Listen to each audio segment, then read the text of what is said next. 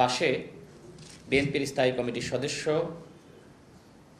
জনাব সালাউদ্দিন আহমেদ এবং আমি রাশেদ খান, গণ অধিকার পরিষদের সভাপতি নুরুল হক নূর, আমরা তিনজন একসাথে এই আন্দোলন সংগ্রাম সমন্বয় করার কাজ করার সুযোগ হয়েছে এবং আমাদের সংগ্রামী মহাসচিব যে সময় তিনি গ্রেপ্তার হন, বিএনপির সংগ্রামী মহাসচিব আমাদের সালাউদ্দিন আহমেদ ভাই, তিনি ইন্ডিয়া থাকলেও এই আন্দোলনকে যেভাবে সমন্বয় করেছেন এবং আমার ভূমিকা সম্পর্কে আসলে আমি বলতে চাই না, সালাউদ্দিন আহমেদ ভাই তিনি জানেন, তিনি বলবেন।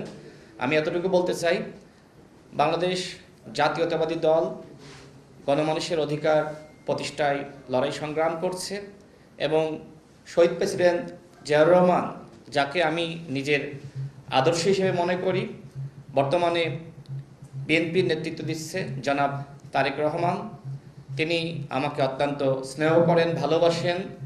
ফ্যাসিবাদ বিরোধী আমল থেকে তার সাথে আমার সম্পর্ক। আমি মনে করি নতুন বাংলাদেশ গঠনে তার নেতৃত্ব দেশ এবং জনগণের জন্য অত্যন্ত প্রয়োজন। আমি বিশ্বাস করি সংস্কার, বিচার এবং সুষ্ঠু নির্বাচনের ক্ষেত্রে জনাব তারেক রহমান গুরুত্বপূর্ণ ভূমিকা রাখবেন।